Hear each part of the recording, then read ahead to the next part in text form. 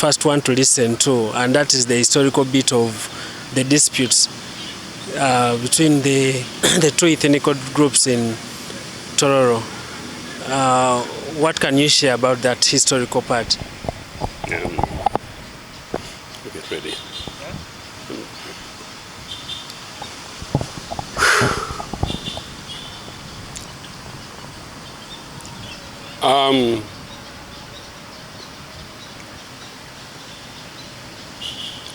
I think what we call a dispute between two communities in Tororo is more or less, as someone who was born in Tororo, grew up in Tororo, went to schools in Tororo, went to Busoga College and returned to Tororo, went to Makere, returned to Tororo, chased into exile, returned to Tororo, and have been living between Tororo and the rest of Uganda and the rest of the world. So Tororo is my home. I have not had any specific, and this is quite honestly, I've not had any specific complaints from the largest identity community in the existing Tororo, meaning the Jopadola.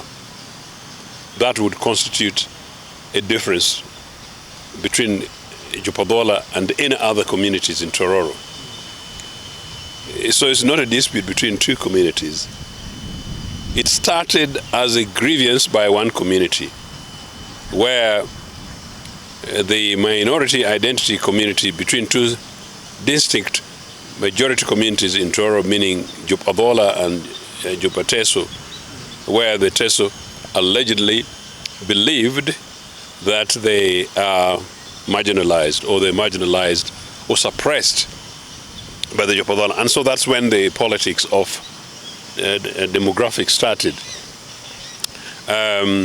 People were talking jobs and representations. And it is at that stage where the conversation then links to say, but come to think of it, the community that you might present as predominant are actually predominant in numbers. So naturally, they will possibly be relatively represented, not overrepresented. Overrepresented is a percentage thing. And number two, they're the most original traditional community there. So in terms of settlement of people, all of us have moved from somewhere. They would be the earliest settlers, the most established, and in any case, the identity from where the name Tororo comes from, meaning coming from the word Tororo, and Tor meaning mists, and Oro meaning seasonal, year, and this over the great Tororo rock. And so that is the foundations primarily of Tororo. Following on to that, I don't want to say that I'm an expert in terms of the trajectory, how it pushed from then to today. Because I can tell you that most of my adult life, I never actually got to experience conflict or tension between our communities.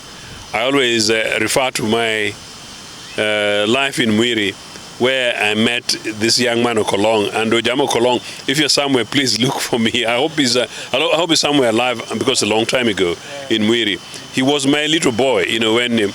When people join after senior one, they're bullied and things like that. So I took him over, and it's that stage when I realize we all come from Tororo.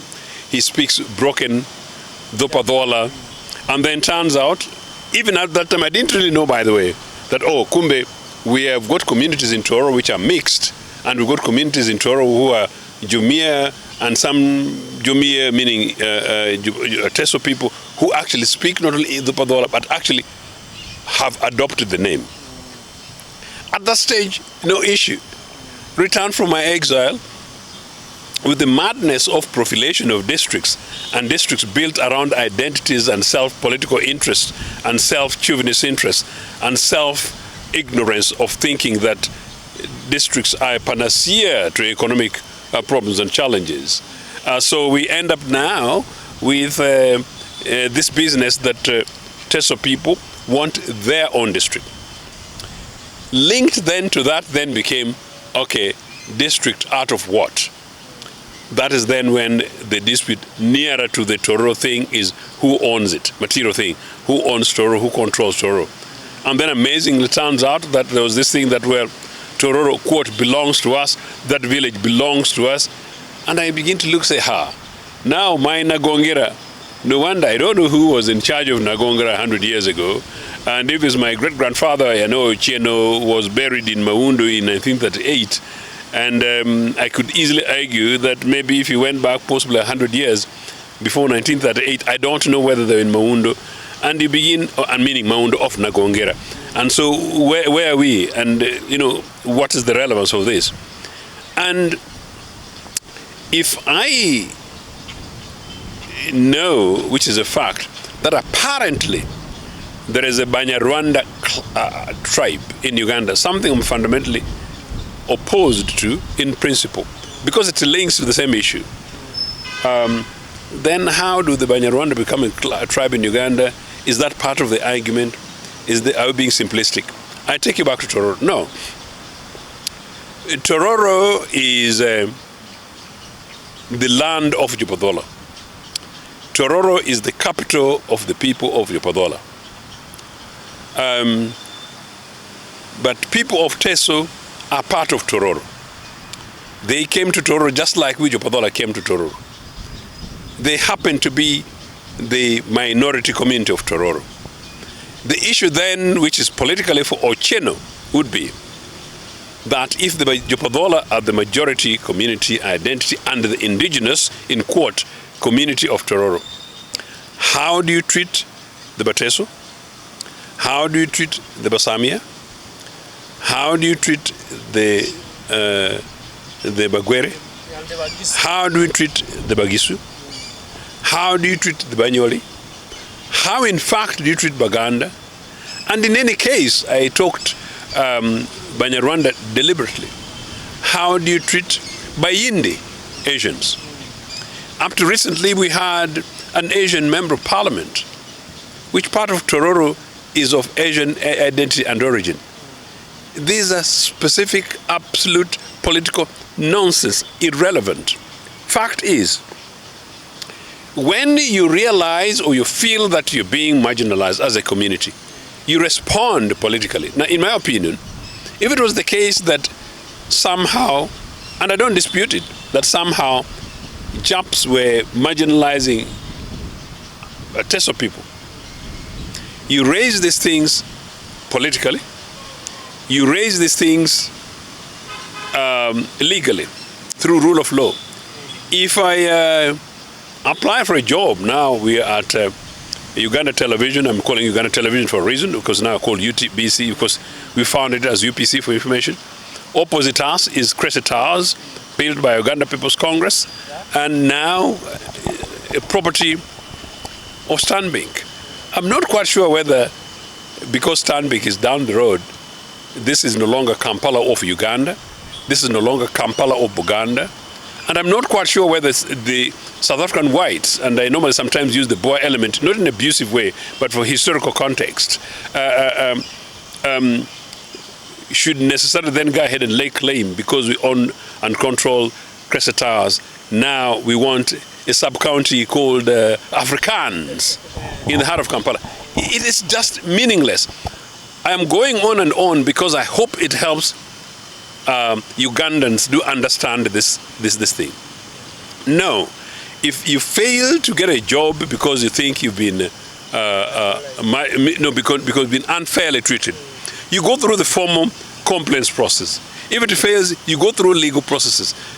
My expectation is and was that if it became very apparent that Japs were now suppressing and marginalizing Teso people, we should be able to have a national conversation, meaning bookended national conversation. What is going on? And leaders talk about these things openly. One. Two, you teach Jopadola to know how to be the majority identity. You teach Jumia to know how to be a minority identity. A Jopadola scholar is one who woke me up on this context. about 10 years ago. I will not refer to his name. He's not part of this mess. But he actually said that Jopadola need to be educated on this issue, not now, on how to live with others in diversity and recognize that maybe demonizing, marginalizing, and looking down upon Jumia Bateso, if true, Teso people ought to acknowledge, recognize that they are a minority within a diverse Tororo, and you live side by side with that. And interestingly, from a scholarly context, not substantially written, but I think it can also be traced, including literature, that some of what normally happens is that some Teso people adopted Adola names to survive, because that is historical, that's how it happens with the migration and everything else. And some Teso people had to pick on Dopadola to survive. Now, that's a natural thing that happens. In Buganda, the largest identity in this country, and Buganda that has actually taught Ugandans, in a way, this diversity and accommodation, and they are the leaders on this. You go to Buikwe, you go to Kayunga, you go to Luwero, where Museveni went ahead and destabilized Ugandans in diversity. Ugandans of other identities came from the north, from the east, from the west, settled in Buganda, spoke Luganda, ate Chiganda food, married Buganda, became chiefs, became part of Buganda, adopted their names. Some of them were introduced and adapted to the culture, and life went on.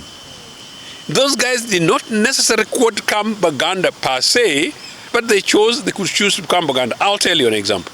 They did not ask for a status. No. Senior 1 to Senior 4 is Julius. I'll not give the other name. Julius was born and grew up in Wobelenzi, in Luwero. When he came to Mwiri, I only related with him from the Adola surname, you know? So when we caught up, you know, it was very strange. He hardly knew his ancestral home in Bukedi. Number 2, he was even speaking broken Dopadola, and I found it strange. But the simple reason is that, well, this guy was born in Buganda, grew up in Luganda, and they flew into Luganda. Some stage I was even thinking he was being posh, this Chiganda guy. No, but it is his absorbed new culture. Now, these are guys who obviously, following the NRA Bush destabilization war in Luwero, these guys left and returned to Padola and things like that. That is what happens. Element, you can call it, quote, of assimilation. Now, it's an inferiority complex. It's an inferiority complex to seek, to refuse, to reject, to deny that contextual fact. Do you get me? I get you. It is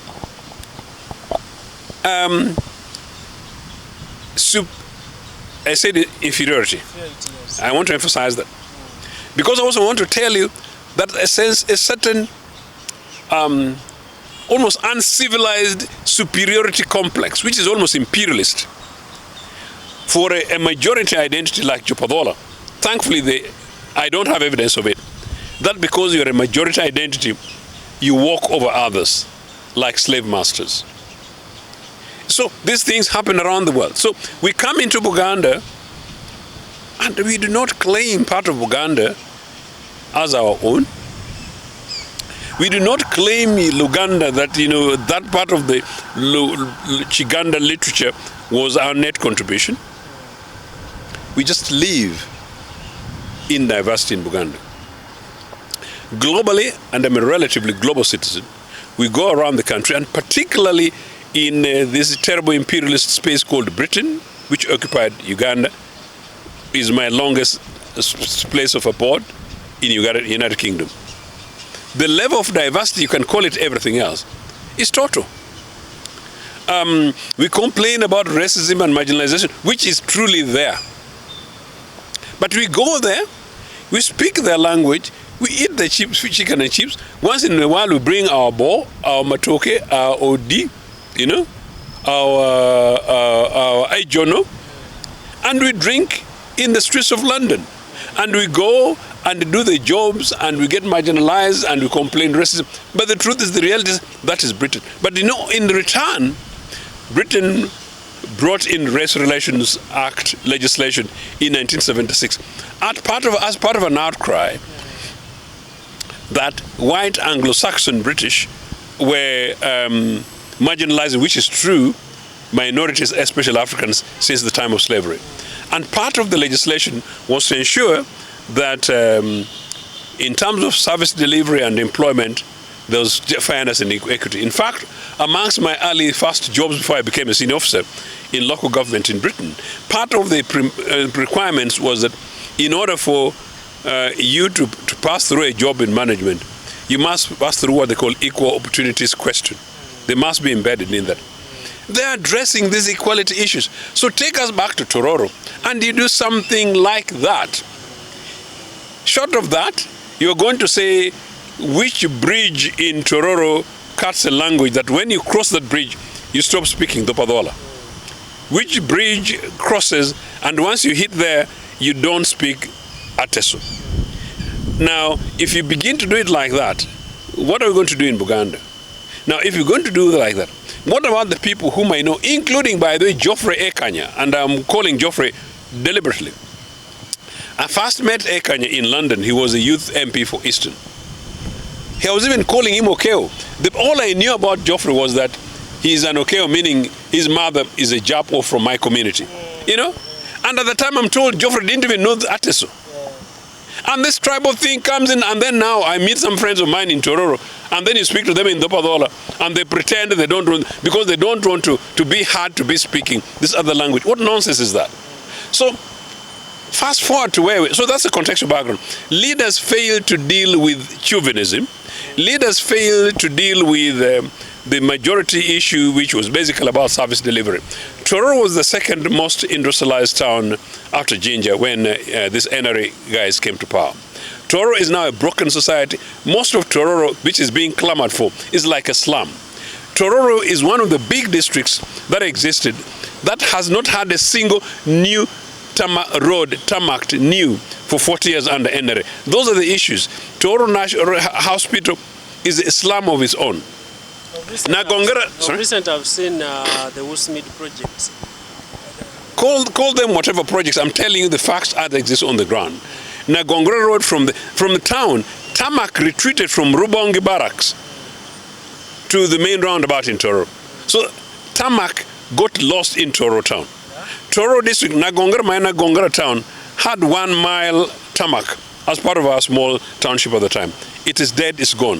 Nagongera Road, meaning from Nagongera to Busolwe, I am part of that campaign. In fact, I started the campaign about 20 years ago. Yeah, it's about 20 years ago, actually. This month comes from about April 2005. I started the campaign on tarmacking Nagongera Road. It's now part of a political campaign. That road has never been tarmacked. Do you know why? Yeah. Under UPC administration, Nagongera-Busolwe Road was supposed to have been tarmacked in 1989.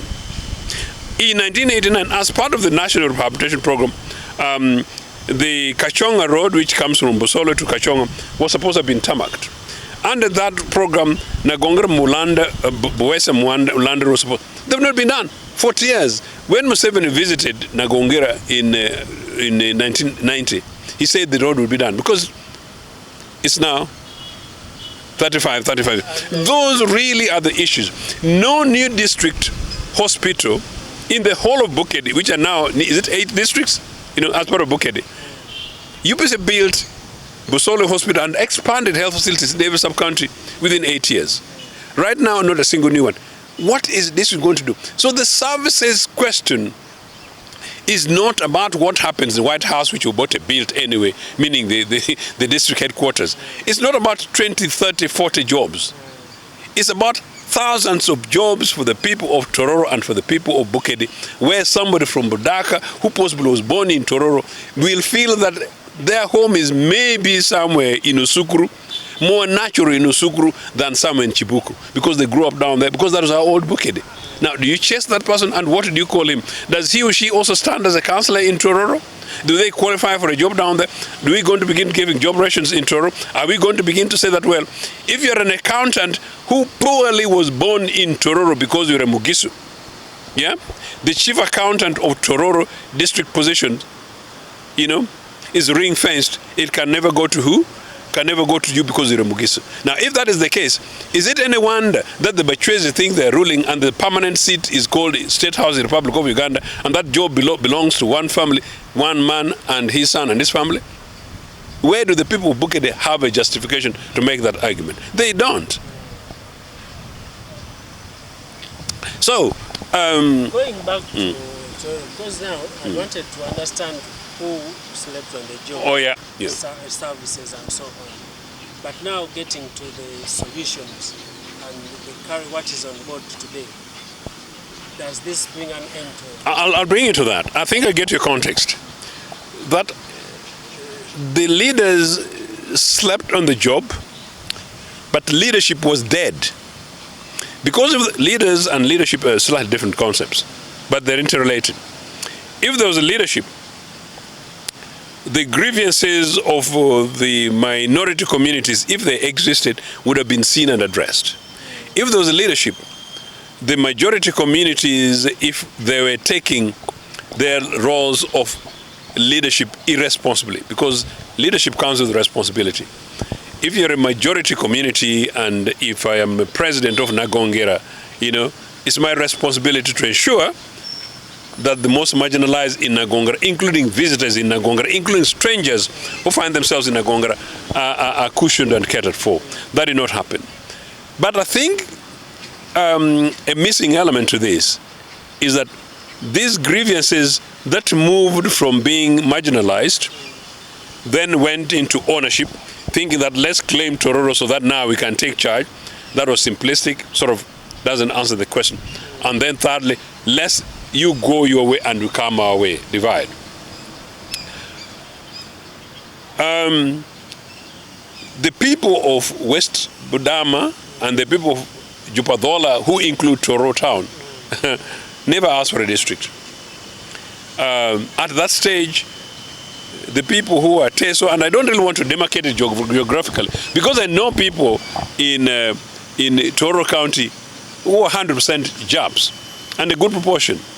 And so I don't know whether you call them the people or those people. Because I don't even want to call a Teso person from Molo that person.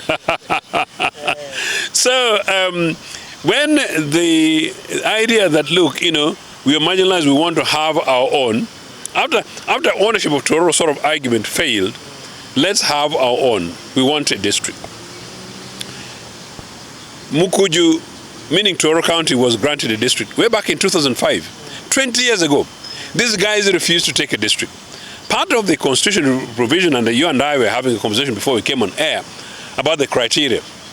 The natural thing is that a community asks for a district.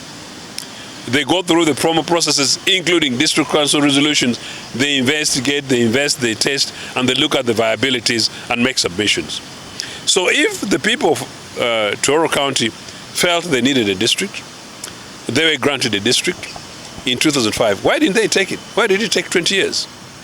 The people of the other side of Tororo said, we never asked for a district. So if people want to have a district, they should go. They should use Museveni's language that, let them go, let them reverse it from in our movement thing, let them go and form the political parties elsewhere. Reverse with our movement.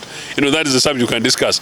So you go and you've got a district where you believe you can then go ahead and not have your children and grandchildren being your members of parliament. Then you can go and get some money from Congo, then come and build the republic of whatever it is, and then you begin living on milk and honey while you live with the Tororians suffer, eating our cassava for breakfast and lunch. It didn't happen. Clearly, fast forward, the stalemate arrives. But who failed the process of Tororo County becoming? The people of Tororo County who wanted a district were granted a district and they never operationalized it. That's basically the thing, because the rest of the Tororo people said, we didn't ask for a district. And that was the stalemate. Because this thing continued, that's why I'm trying to say that, well, why does it happen now that Mr. Museveni and Jessica Lupo all of a sudden become strategic people to come and manage and determine what happens? I think it's politics. I am not quite sure whether Lupo is there 100% without prejudice and completely without sides. I'm not making any insinuations, and this is very important. Because that was That was going to lead me to the question of how do you distance politics from this now? It is political.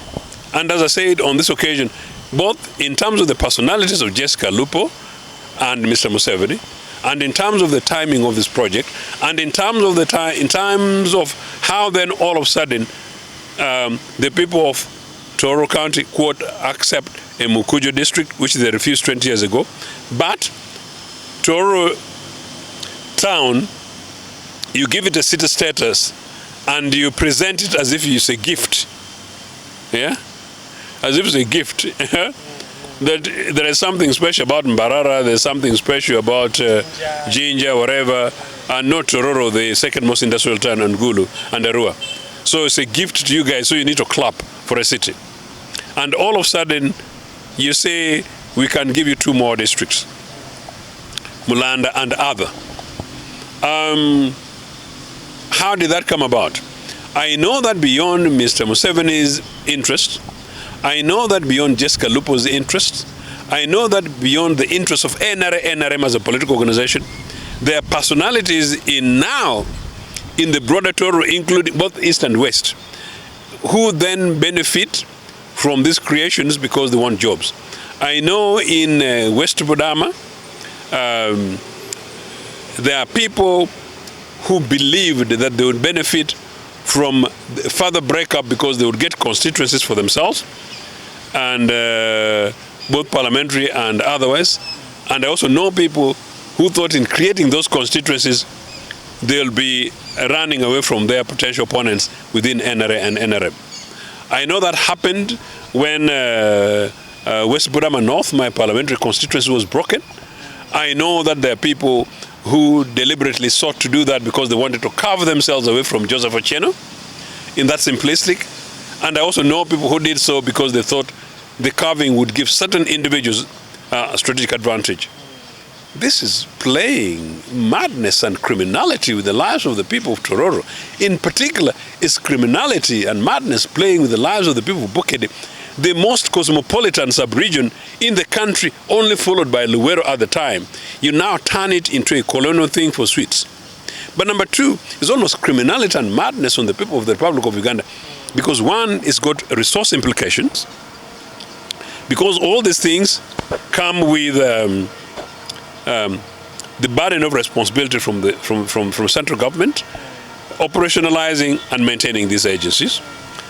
And number 2, crude, huge amount of benefit payments to people who emerge there as members of parliament. Over 50 million shillings or thereabout to sustain one single member of parliament per month. And the people of Tororo just don't see that this is money from their pocket. And instead, they're excited about 1 million shillings, which is supposed to be given to them as a loan in so-called PDM, which is no guarantee you'll get it, because I know in Agongera, one decent citizen, a young citizen, who is even a degree holder with economics in it, who failed to get the 1 million shillings. And that's a loan. But the other day, Mr. Museveni, as he was preparing for this Tororo thing with Alupo, they gift legislators 100 million shillings each. Not as a loan, not as a soft loan. As an appreciation. But there, have it. In other words, a member of parliament automatically becomes an equivalent of a whole parish, where a parish gets 100 million shillings. Now, who is fooling who? Bukede district, Bukede sub-region, which has now been broken to 8 districts, and they can break it to 12. I can even also be happy because I can answer. Minor Gongera is now going to have a municipality. So the people who know me as Ochieno of Nagongera and Ochieno of UPC around the world, I can then go and say, Ochieno of Nagongera municipality, and I boast. But at what price? What do you bring on the table? At what cost? Of course, you can call me Ochieno of Nagongera city. Granted, at what price and what cost? But in any case, is that the most important thing? To me, what is more important about Nagongara is electricity. My own home, which is 1 mile from Nagongara Health Facility, does not have access net electricity. It's not.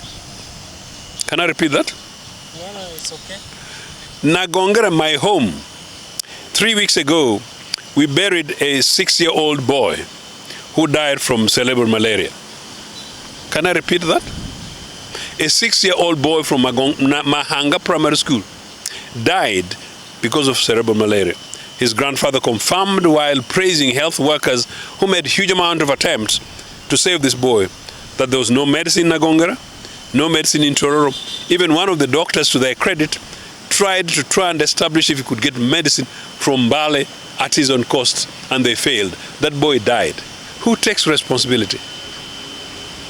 Those are the things that Nagongara people seek, including jobs. I also know young people in Nagongara who've been graduates for the last 15 years.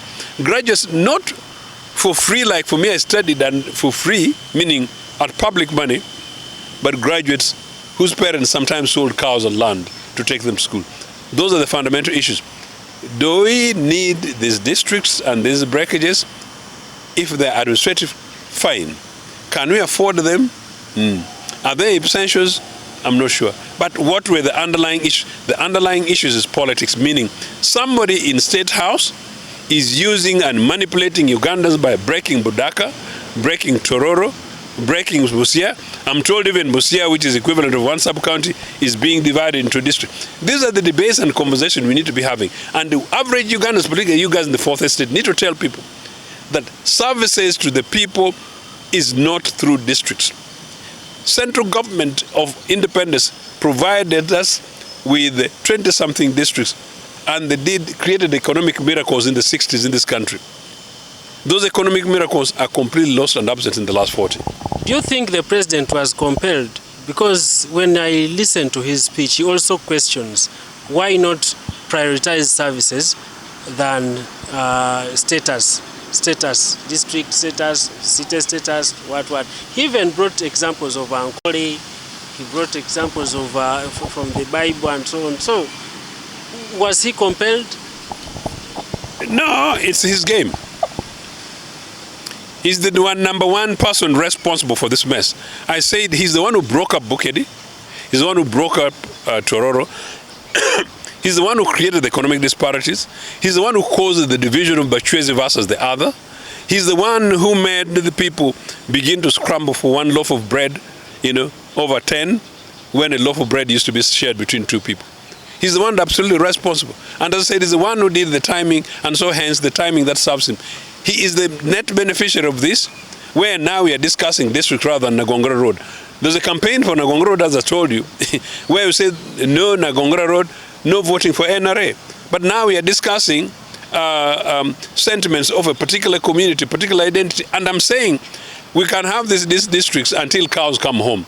We are not going to deal with the underlying issues. In as long as Mr. Museveni gives billions of Uganda, hundreds of billions of Uganda shillings to an Italian Penetti, hundreds of billions of Uganda shillings to some dubious woman in Atiak, hundreds of billions of shillings that goes to a private company, a Buzungu private company called Rocco, and yet this morning I was talking to a councillor from Tororo, actually on a television network, and the councillor is saying, oh, it's going to be very district. Good. A new district comes with 1 billion shillings for infrastructure. So who is fooling who? What will be left for Tororo? In terms of what? In terms of services and the cost of losing out the other regions.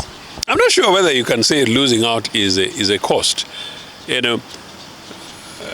Tororo does not lose by a new district being carved out of it. The entire sub-region loses.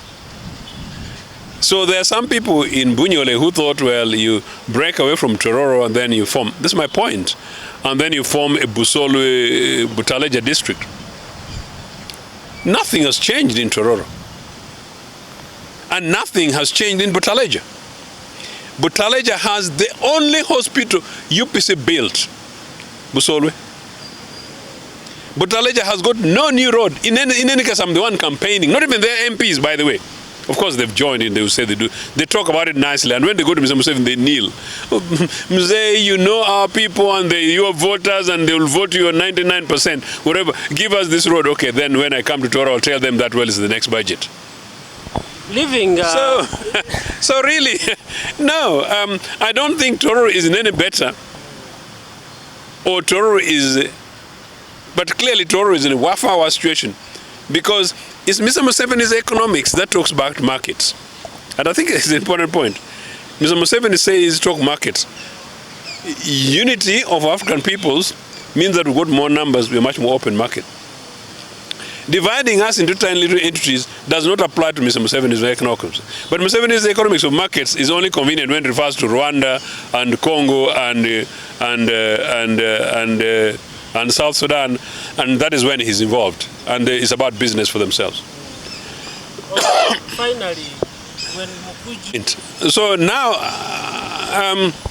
maybe that's a question to someone from Mukuju.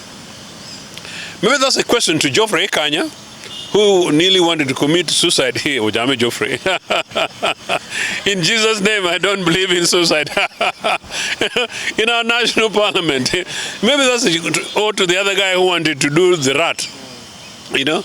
Me, I thought dissecting rats is a matter for medical students, but then you want to do it with your mouth. you know, that's rather dramatic. But anyway, so maybe, I don't know, because my point is, I don't know what Mukuju gets now that they couldn't get in 20 years. But what's important, I think, is the fact that in Mr. Museveni's double-tongued letter, he says Mukuju now gets Mukuju district and a city. And a city. Badama, very insulting to me, get 2 districts. Yes, and another one you do sort of your names. So I'm not quite sure where the Japs have been saying that we want 2 districts. The Japs did not want 2 districts. They did not want 3 districts. The Japs simply wanted to leave. All that the Japs were asking for. Why is it that Bukedi, before Museveni came to power, was the best performer in education, and now it's street-like numbers in educational figures? What happened to our roads? What happened to our hospitals? What happened to our jobs? And where, what happened to the time? No drugs in hospitals. And Bukedi, your Bukedi, and for the purpose also for your viewers, you know, you have got interest in Bukedi, but I didn't want to raise it. You know, your Bukedi also. Bukedi, once upon a time, had the highest number of civil servants, all combined, I mean, like permanent secretaries. Once upon a time, Bukedi had more permanent secretaries than any other sub-region combined. Once upon a time, Bukedi had the highest number of diplomatic mission heads than any other sub-region combined. Now, Bukedi exports to Kampala maids, askaris in petrol stations, and askaris in people's private homes. And you and I, who are the lucky ones, we walk in the streets of Kampala and we boast as representing Bukedi. But no, it's a sunk community. No, I think that because Tororo has been left undetermined, my hope and expectation is that the undetermined district, which makes Ochieno become districtless. So now I'm districtless, you know, and Tororo has been grabbed off me. I think Kanye nearly wanted to grab my neck and Tororo off you. So it has been grabbed off me. So, you know, technically I'm not from Tororo, but in Jesus, Tororo is my home ever. so now Tororo, the district, I hope it becomes part of would be Nagongera or Kisoko district. Now Tororo city, which Mr. Museveni calls neutral, I also reject the idea that's a neutral.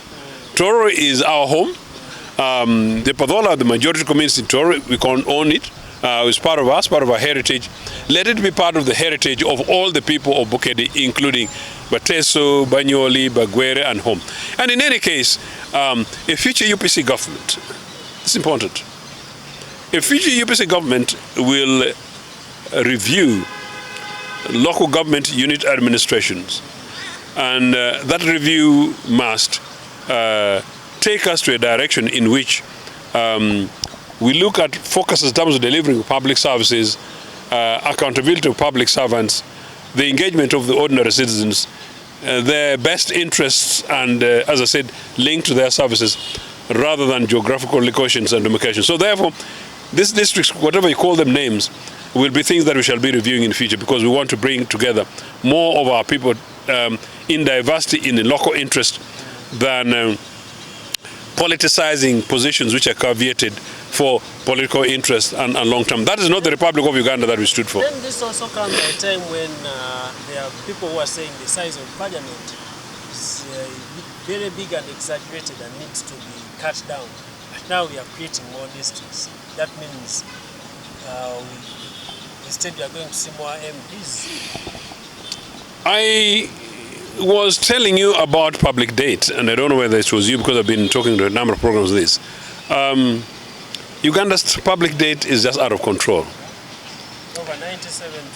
At the moment, the average Ugandan owes in debt, meaning Mr. Museveni and his regime, have borrowed, and they're using this money that you see them boasting with in Kampala, is borrowed money to the tune of 2.4 million shillings every average Ugandan. So if you go to Chibuku and you find that man walking a crooked way down towards the trading center, that guy has got a burden of 2.4 million Uganda shillings. That is how bad it is. Now, I told you that members of parliament earn about 50 million plus with a huge amount of privileges, including they give them free cars, okay, per parliamentary term. These guys, proportionately per capita, they're in those hundreds as you count. So with the breakup of Tororo, there are 3 new districts. That means 3 new members of parliament for women. The rest of the other, if there is a municipality, the municipality will have a member of parliament, and almost certainly, therefore, that district will have more than one direct, yeah. So there may be up to 3 members of parliament, but not maybe, but there will be more than 3 members of parliament actually. Maybe 3, maybe up to 4 members of parliament, including the women member of parliament. And then you take that to the Esmond Mulanda, and then you take it to Mukuju. It's basically unsustainable. Again, as I said, a future UPC government would be seeking to cut parliament by at least, in the very least, by half. UPC government with less than 20 members, less than 20 cabinet ministers in about one, and less than 100 members of parliament, and delivered the highest economic reforms and growth since independence. I give you context. Between 1962 at independence and 65, at 62, the Ugandan citizen from Chibuku, the Ugandan citizen from Molo, they represented as 12% in the national, as part of GDP. Africans contributed only 12% of our GDP. Yeah? In others, nearly 90% of our GDP was controlled by Bazungu and Asians. The UPC government radically transformed our economy so that within only 3 years, by independence in 1965, that figure had gone to 35%. So you can imagine the move from 65 to 71 when Amin took over government. So this bloated parliament, what does it do? In UPC 2, the parliament that Museveni and DP overthrew, had 125 members of parliament. The 126 had run away, that Christmas Chionga, part of because of their banditry role in Luwero rather than in security. So we had 125 members of parliament. You know what we did? We transformed the economy, we transformed agriculture, we rehabilitated industry, we rehabilitated rail networks, we rehabilitated Uganda Airlines that got new fleets, rehabilitated Uganda Transport Bus Company, we reopened new roads, we reopened our industries, we expanded education, built and opened up new secondary schools in every sub-county. I'm sure in Chibuku got a new secondary school. Every sub-county got a new secondary school in 4.5 years. Rehabilitated and started rehabilitating all medical facilities. That include, as I said, preparing to rebuild the new roads, including the Nagongo Road, which was to be done in 1989. We did that with a parliament of 125, with cabinet ministers of less than 20. I think there were 20 actually. What is this business with a cabinet of 86? What is it? No, I think this regime, starting from State House, with an elite political club, are busy eating from the people of Uganda. That's why maybe the Tororo discussion should also prick the minds of the people to begin to think about revolutionary thinking about the realities of their lives, because that is only what's going to make them know that they're being taken for a ride. Okay, thank you very much, Mr. Joseph, and we shall end it here. But we shall keep on looking for you in case of any other things needed. My pleasure. Thanks for having me. Thank you.